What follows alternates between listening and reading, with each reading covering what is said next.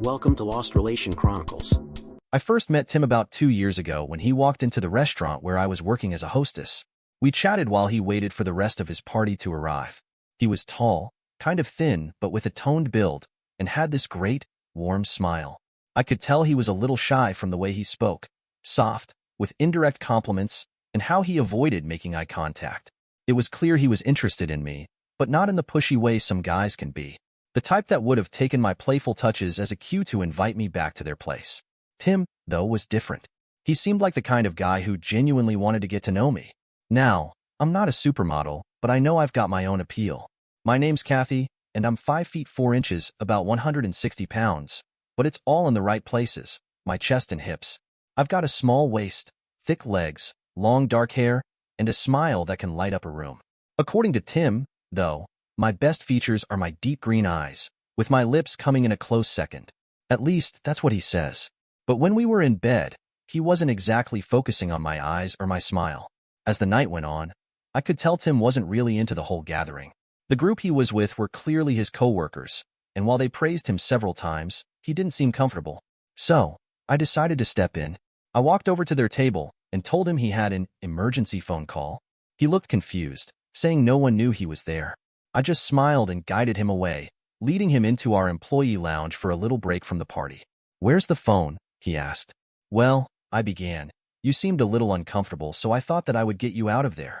If you want to go back, just tell them that it was nothing and continue with your party. But if you do want to leave, I'll go back and tell them that you were called away." "What do I have to pay you for doing this?" he asked nervously. I quickly wrote down my phone number on a piece of paper and said, "Call this number tomorrow, and we'll see what happens." Tim left the restaurant, and I went back to his table and explained that he had been called away. I didn't give a reason, so that he could tell them whatever he wanted, and there'd be no conflicts in our stories. The next day Tim called me, and I wheedled my way into a date.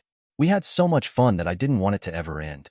He did things for me that the thin, pretty girls take for granted and bigger girls get only before we put out, if ever. He was a perfect gentleman, and I loved the way he looked at me. Oh, sure, I sometimes wish that he was a little more forceful, but I was crazy about him, so it didn't matter.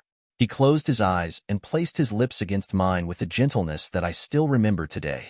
And his arms, they wrapped themselves around me and just held me like I was the most precious object in the universe. At that moment, to him I really think I was.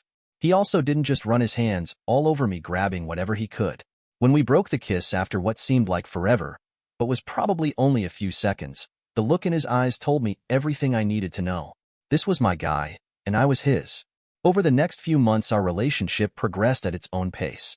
We kissed more and often, we made out, and finally long after I was ready for it we had sex. I don't know why it took us so long, but it was great. I was kind of expecting to have him disappear afterwards like so many guys do. I mean, I'm not a BBW by any means, but I am a little bigger than your average girl, so I was used to guys who just wanted to take a spin on me and then send me back to the showroom. When Tim showed up the next morning before he went to work, which had never happened before, I was expecting him to break things off, since he'd had his ride. I almost tried to avoid him, just so I could enjoy the glow from the sex for a little longer before the crushing blow. He looked so sad, and then hugged me and gave me flowers and told me I was the most special thing he'd ever seen. I almost cried. I was so happy because I was just not used to this. A few months later Tim got really serious and scared, and I got nervous again. My mind told me that even this saint of a man had just gotten enough big girl sex and was ready to move on. "Just go ahead and say it," I told him. My voice was harsher than I wanted it to be because I thought I knew what was coming. "Kathy, I have a problem," he said. "So what's your problem? You want a skinnier girlfriend, right?" I snapped. He looked kind of shaken. After we do it, You mean after we have sex, you what?" I asked. As you can see, I was ready, or so I thought. "Well, I don't want to leave you. I just want us to be together more. So I was hoping, I know you're not ready to get married, you said, but..." My head exploded. Did he mention marriage? "I was hoping we could live together," he said. I was shocked. I knew I was pretty, and there were some men who liked my body. Actually, most men liked my body, but they only wanted it on a trial basis. Tim, on the other hand, really loved me. I sat there with my mouth open. I was 27 years old, had probably screwed at least 15 or 20 guys, but I had never been anyone's girlfriend before Tim, and now not only had he mentioned marriage, but he wanted me to live with him. Half the guys I screwed didn't even want to be seen with me afterwards, and this guy wanted me to be solely his, permanently. Over the years, as you can tell, I developed a tough skin out of necessity. But that night it disappeared, and if I hadn't already been in love with the galut, that night would have sealed it. Our relationships did have one glaring problem, but it was minor. We were compatible in every way that matters, and rarely argued. He was content to spend most of his time just being with me. Of course, a lot of that time we spent in bed, but we were both happy, so who cares? Our biggest problem was Tim's shyness. He almost hated to be around people. I'm not talking about parties. I'm talking about any group of people where he didn't know or feel comfortable with everyone there. It took him 8 months to build up the courage to meet my parents. When it came to going out with my friends or coworkers, well, I was becoming a hermit. For the most part, it didn't bother me, but damn it if I was finally in love, and with a great guy. I wanted all of my friends to at least see him once or twice. I tried on several occasions to make it happen, but there was always something that came up. Usually, it would come up at the last minute, so he couldn't make it. I always ended up going alone or not going. Some of my coworkers were beginning to think the photo on my desk was a fake. I'd hear the meaner ones talking behind my back. Really, who would want to be with that cow? Or, those fat girls will say anything. So when Rochelle Davenport, our district manager, had a big party planned at her house, I put my foot down. Tim, I said, if you can't manage to spend one evening with my coworkers, for me, then maybe you don't love me as much as you claim to. Maybe this relationship has no future. I'll do it, he said sadly. The expression on his face told me that maybe I'd pushed him too far. But he'd agreed to it, so whatever. You're a great guy. Baby, I just want to share you with my friends for one night, I said. You're handsome, you've got a great job, a great car, and my friends will love you, I assured him. So, 2 nights later, Tim dressed in a pair of dress pants and a jacket and waited for me on the couch in our living room. It used to be his living room, but we both live there now. It of course took me longer to get ready than it did for him to wash his Camaro, shower, and get dressed. This was mainly because I was pulling out all of the stops this time. I wanted everyone to see me with my sweetie, but I wanted them to know that I was a beautiful, desirable woman. In short, for one night I wanted them to see me the way he did. When we got to Rochelle's house, the Camaro's V8 growl announced our presence in a way that said, "Look at me, god damn it, I'm here." As we got out of the car, all eyes were on us. First, they looked at me. My dress was tight enough to show the curvature of my big hips without being overly tight, and it was low-cut enough that my tits were on the verge of dropping into someone's lap if I leaned too far forward. But the thing that drew the most attention was my man. They'd all heard the stories of shy, reclusive Tim, but most of them didn't believe he existed. And the few that did think that there had to be something wrong with him for him to be with me. Most of them thought I was a trifle big, and the ones that realized that I was just voluptuous thought I was a hooker. When Tim came around and took my hand, the evening was sealed. Hell, my life was sealed, and I'd be water cooler gossip forever. Rochelle dragged her emaciated, but over to greet us almost as soon as we parked on her lawn. Her husband, I'd heard him described as a hot older guy, was with her. He was definitely older, but the hot part, not so much. He was a little too Grandpa Munster for me. He took my hand and welcomed me to their home. Their house was huge. It was like a European castle dropped into the suburbs. After Tim and I made the rounds, which meant I dragged him around to make sure every single living organism at the party, including the pets, saw us together, he quickly retreated into the shadows in a corner. Damn him. I wanted him to be more outgoing for just one night. I had to give serious consideration to what my future would be like with him. Now that most of the guys there had seen me with him, and Tim was kind of hot, maybe I could upgrade. Several of the women present had tried to make a run at him, and he quickly rebuffed their attentions.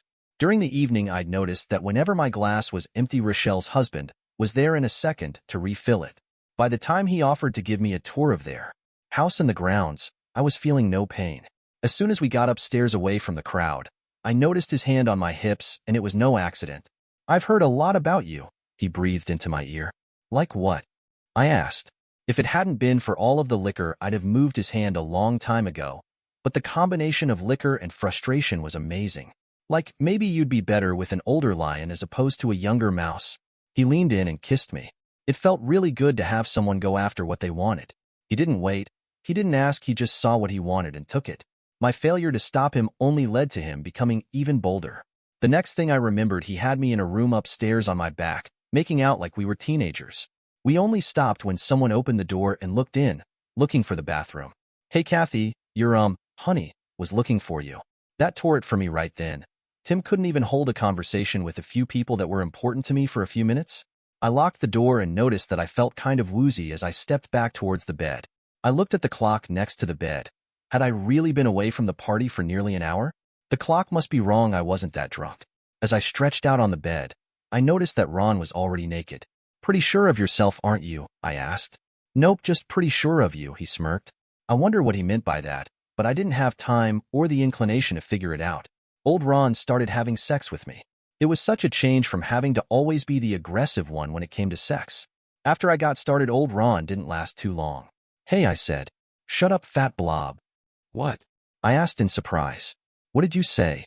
Ron just got off the bed and roughly tore at my dress, ripping it in the process. I stood before him almost naked in my prettiest lingerie.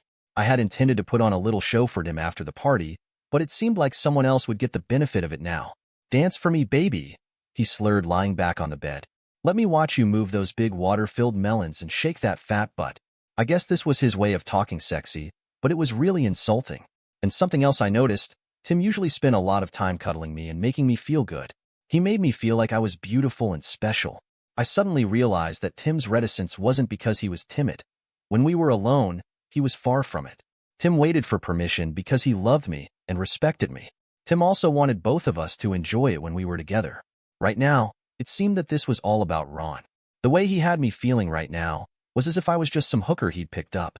But because I was drunk, and because it was so different, I decided to go with it for a while longer. I had been dancing for a couple of minutes and saw Ron smiling.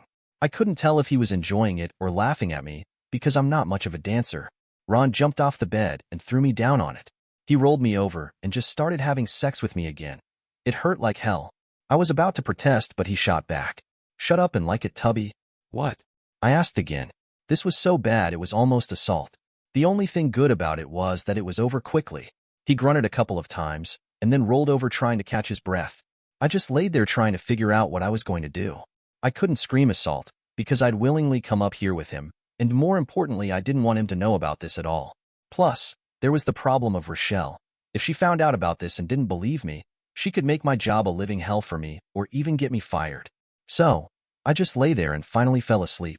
The next thought I had was that there was someone talking. When I opened my eyes, I noticed that it was light again. That meant it was morning and I'd been here all night. Where was Tim? How would I explain this? I heard the voices again. What did you say her name was again? Asked Ron in a loud whisper. It's Kathy, you doofus. Now go get her out of here, replied Rochelle. Well, you invited her. Why can't you get rid of her? Whined Ron. You screwed her and left her here, so it's your problem, snapped Rochelle. It's only my problem because her little boyfriend turned you down, said Ron. I guess that aging body and those sagging tits, what little there is of them, have lost their charm. If he was here, he'd be my problem. So she's yours, snapped Rochelle.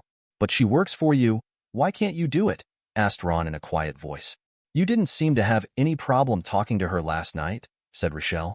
Oh, you know how it is every once in a while. You want a big one, she continued. She wasn't even good though, whined Ron. If I had paid anything, I'd want my money back. Hey, her eyes are open, go ahead, said Rochelle. At that point, Ron came over to the bed and I noticed that the daylight didn't do much for him. He definitely looked much worse in the morning. Hey, Bonnie, he said, smiling. Kathy, I said. Whatever. I called you a cab. Shouldn't you get dressed? He asked. Where's Tim? I asked. Oh, your honey boy. He left last night, said Ron in a frustrated tone. Took one look at you sprawled out there and just ran out, he continued. Several of the ladies at the party offered to go home with him, but no soap, he said. Rochelle knows you had sex with me? I asked.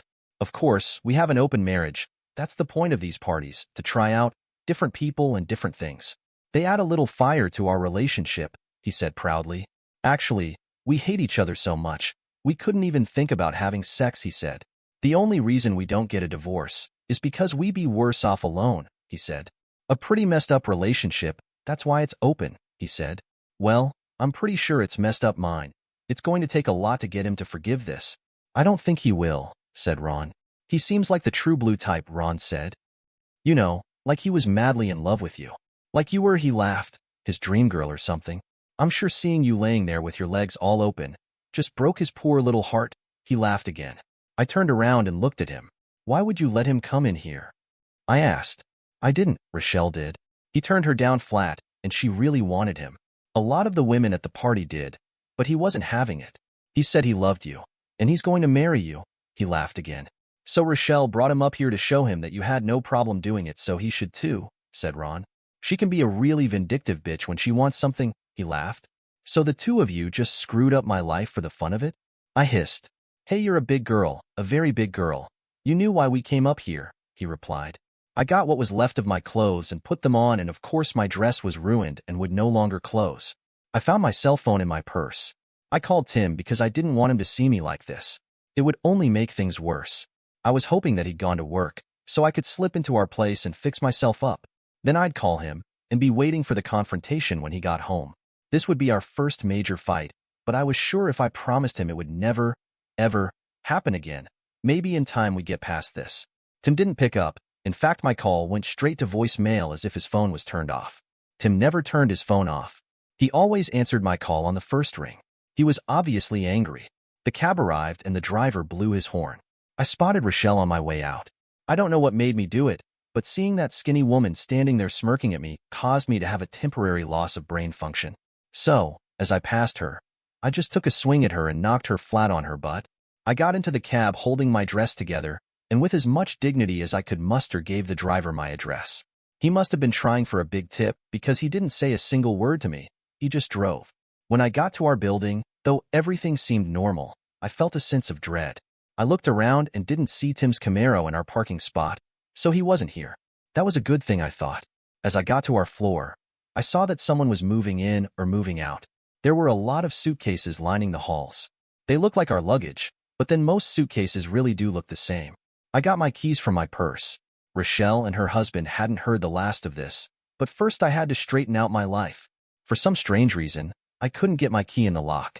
Maybe I was still slightly drunk. I concentrated and it just didn't fit. I stomped all the way down to the first floor, to the building manager. Mr. Coletti was home luckily. I knocked on his door, and the music stopped and the door opened a crack. Mr. Coletti, there's something wrong with my key. I can't get in, I said. He didn't even open his door all the way, which was unusual. He was one of the most open, friendliest people we knew. There's nothing wrong with your key, miss, he said. Miss? I wondered. When did I become miss? Then why won't it fit in the lock? I asked in my most polite tone. Because the locks were changed at the request of the tenant of record, he said. And in the middle of the night, I might add. I couldn't think. I started crying, and when he saw this, Mr. Coletti just shook his head and closed his door. I called Tim again and left a message for him. I told him how sorry I was and how he didn't understand what had happened. I told him that I loved only him and that I'd do anything to make it up to him. Then with no one else to turn to, I called my mom. Before she got there, I went back up to the hall outside the apartment and changed into some other clothes. She drove me back to her house without saying a word. As we got in, I guess the silence was too much for her. What did you do? She asked. What? A guy you barely know locks me, your own daughter, out of our apartment, and all you want to know is what did I do? I snapped. Kathy, your dad and I aren't stupid. We know about the life you used to lead. And even though we only met him once, we really thought that Tim was the guy for you. He loves you so much, and after he called us 2 days ago, we just assumed. He called you? I asked. Yep, 3 times, she said. The first call he just hung up. I guess he didn't remember that with caller ID we knew who he was. But then he called back, and it was the cutest thing I'd ever seen. So old-fashioned too, she said. What was? I asked. Well, he said that he was going to do something for you, Kathy. Something that he really was afraid to do. Felt really uncomfortable with, but you really wanted it, and you'd promised to do anything he wanted in exchange. We were thinking, oh my God, he's going to make her do something really kinky. But he was calling to ask your dad's permission to ask you to marry him. Can you believe that? Nobody does that anymore. When she said that, I felt the tears well up, and my chest got tight. The third time he called, he wanted to show me the ring he'd gotten for you, so I could tell him whether or not you'd like it. You'd have to be crazy not to. What did you think when you first saw it? She asked.